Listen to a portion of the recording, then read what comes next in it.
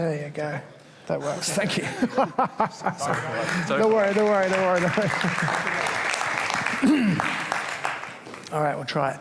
So thanks, everyone, for coming. I'm Dominic Williams, founder, chief scientist of the DFINITY Foundation. We're the largest contributor to the Internet Computer. And my talk today is next level Ethereum using the Internet Computer. I'm going to talk about how these two networks are synergistic. So for those of you, how many of you know about the Internet Computer? Can you raise a hand? Okay, so it's actually pretty good, yeah. It's a blockchain that behaves a bit like a cloud, a smart contract cloud, and it enables you to build anything fully on-chain. It has trustless multi-chain functionality, which means you can build dApps across multiple chains. The network is actually a DAO. So there's this thing called the network nervous system that's integrated into the ICP protocols. And the network is configured and updated in an entirely decentralized and automatic way. And lastly, the entire network runs on sovereign hardware. So there are no cloud validators on big tech. It's all these things called node machines. DFINITY Foundation is kind of designed as a NASA for decentralization, and it's created the Internet Computer with more than 1,000 person years of R&D effort so far and counting.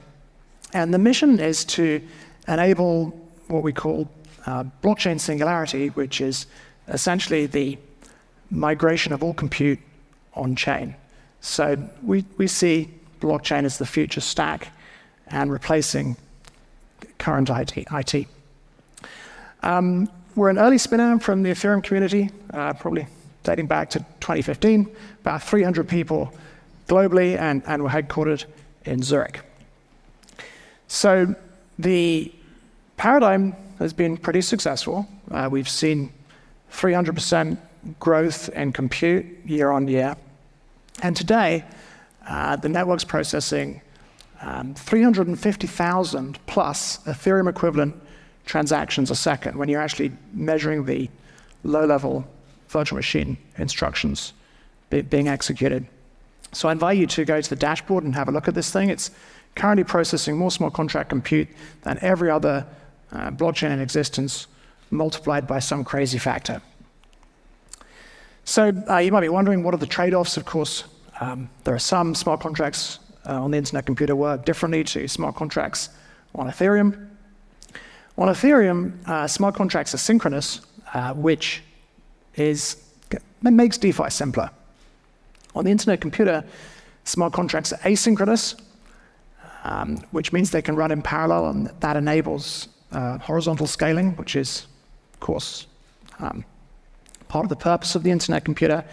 When you code Internet Computer smart contracts, they can look synchronous, but in fact, the function calls to other smart contracts and the results are being passed as messages. On Ethereum, the user always pays for the gas, right? So you'll create the transaction in something like MetaMask, and you'll configure the amount of gas you're going to pay for the smart contract computation that will result.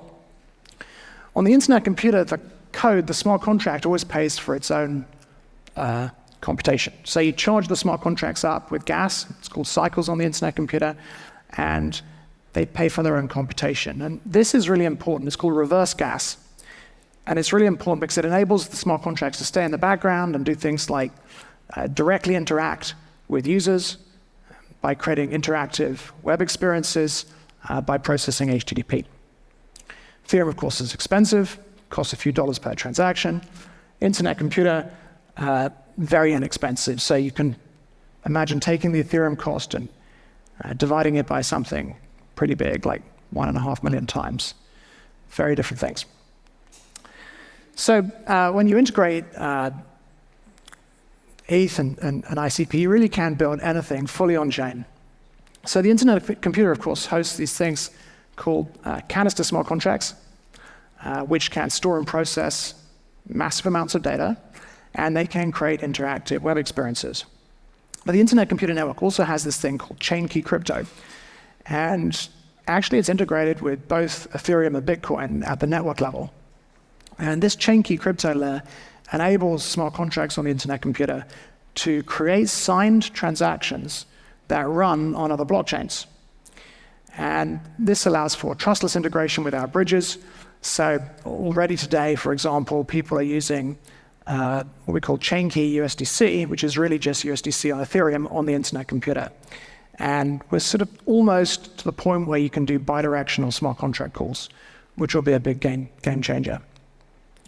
And with this kind of functionality, we're entering a new era of full stack decentralization, where things are built 100% on chain without current IT. So today, there are already things like social networks running 100% on the Internet Computer without any need for things like Amazon Web Services.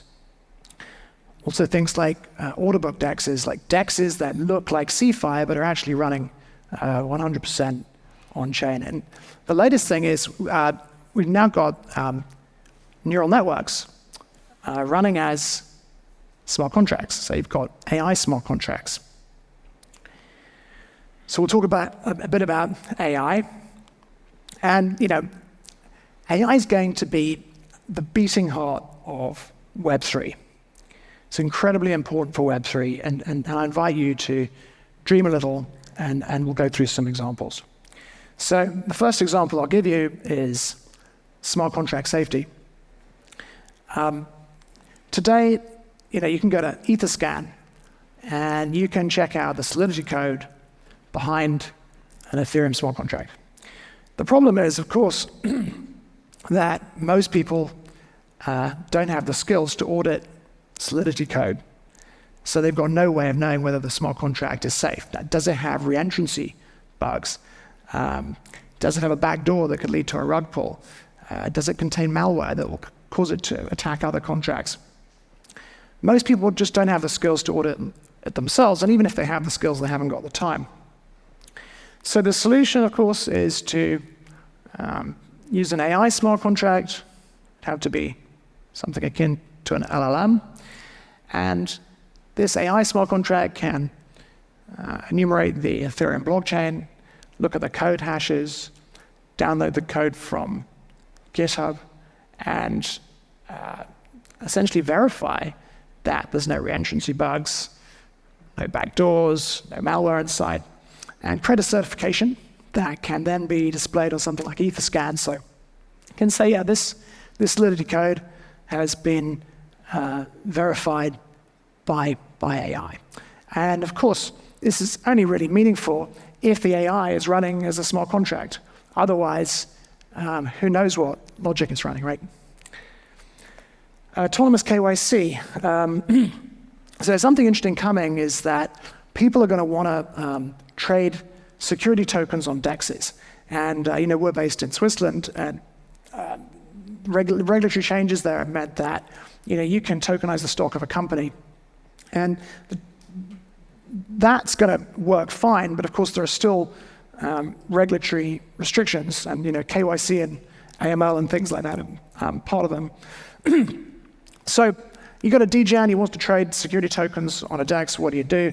Well, we want to make everything as decentralized as possible. So you can use an AI smart contract to do facial recognition and match a person on a video feed to identity documents. And you need something else that can validate the identity documents, but there are lots of people who've done that. And then the AI smart contract can issue credentials to an identity system and allow that user to trade the security tokens on a DEX. So this actually is an interesting example because we've just been playing around with smart contracts on the Internet Computer that do facial recognition. And if you follow me on Twitter, you'll catch them. I think within a couple of weeks, I'll post that video. There's already a couple out there. So that's AI. What about multi-chain? So there's a wallet under construction called Oisy.com, which I think helps explain this in a really simple way. is this thing a website or is it a wallet?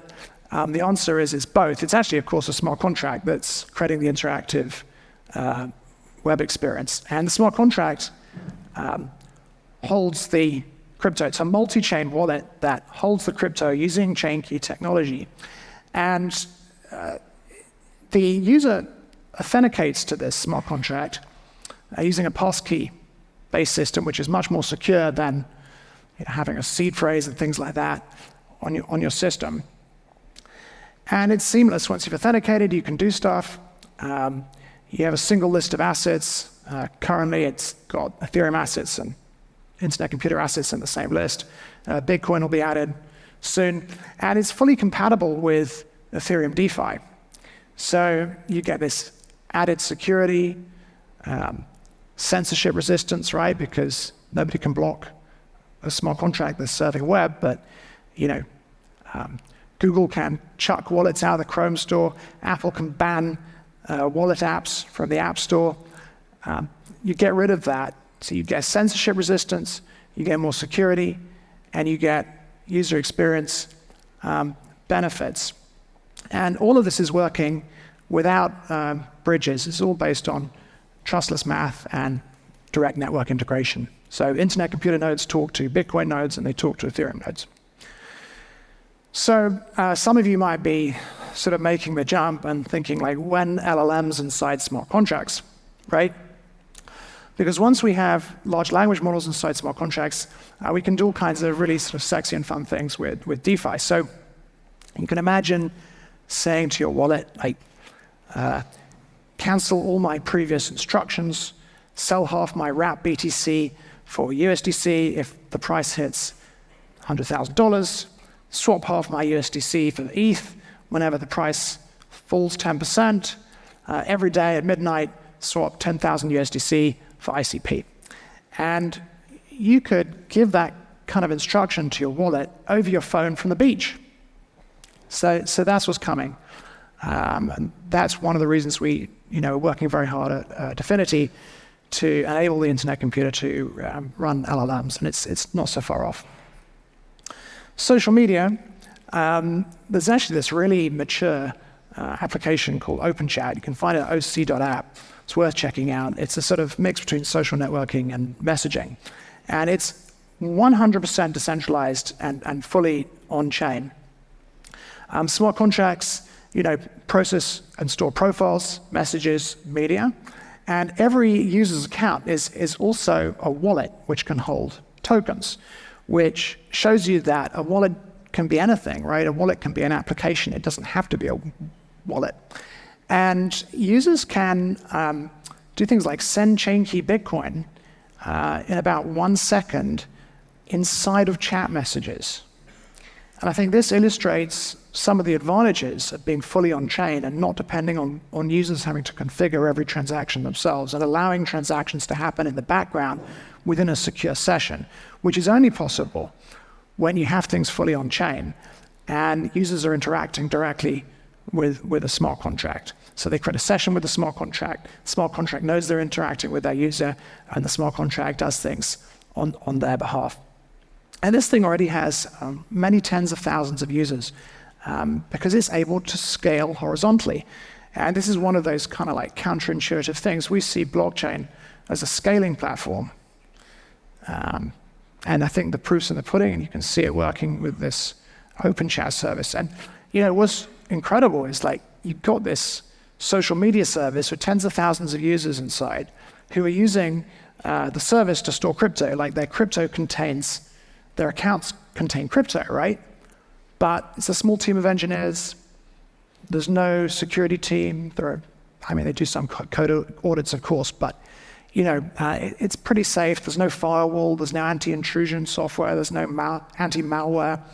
And that's because it's fully on-chain. There's no hot wallet running on Amazon or something stupid like that.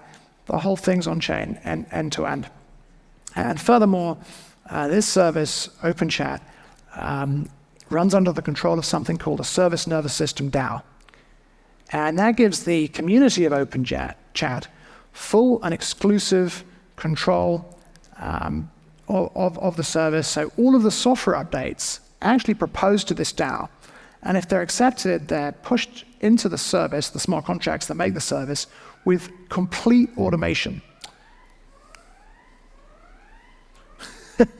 So keep going, see what happens.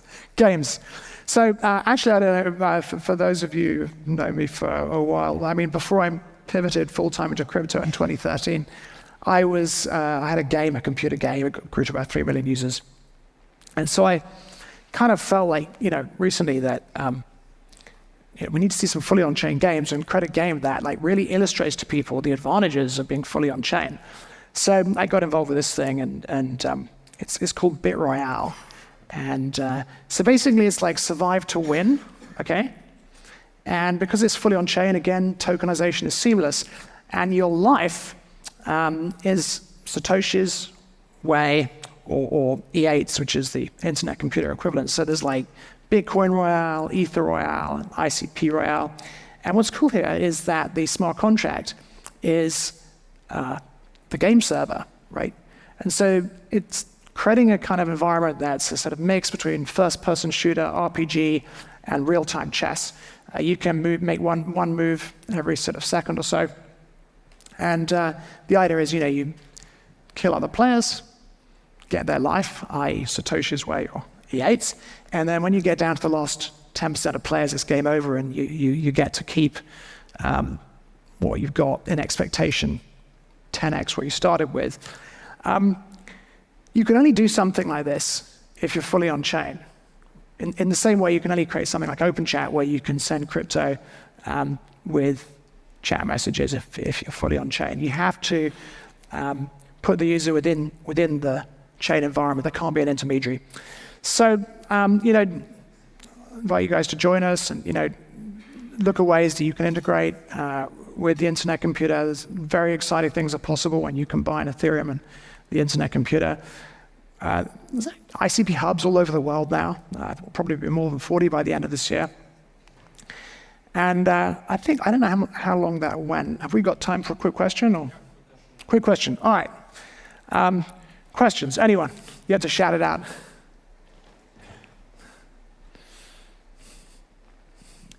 Yeah, regarding the AI application, are there any limitations now for the type of models? For example, if it's a computational neural network that needs GPU, is it really possible to run it like an on-chain ML model? Yeah.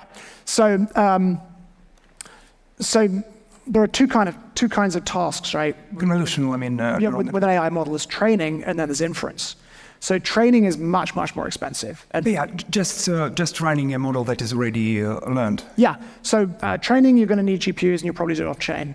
But inference works just fine on-chain. So there are a bunch of things that the internet computer does which are unusual. For example, it can run transactions across multiple blocks and so on and so forth, and it's extremely efficient. But inference works just fine. We haven't done large language model inference yet, but we're trying to get there.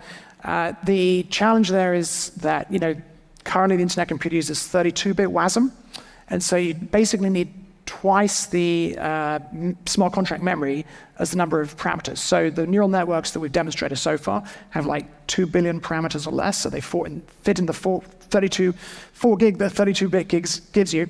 But the internet computer is moving to 64-bit WASM soon, and then probably the memory limit will be raised to 15 gig, and then you can fit Llama in. So we'll have to see how fast that runs once we get there. But so far the signs are very encouraging. Since I did my first demo, April or something, March, I lose track, but we've increased, sped things up enormously. For example, we've added SIMD instructions, which allow the WASM to process multiple calculations in parallel and things like that. But so we have, we're trying to get to adding GPUs to node machines. It's on the roadmap.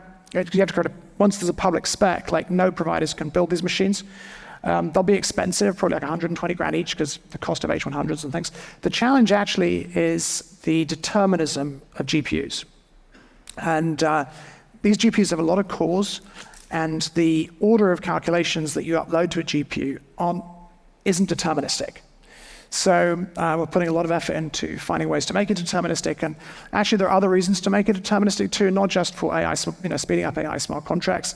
fully homomorphic encryption can actually be made practical using GPUs. But same challenge needs to be deterministic. So that's something we're working on.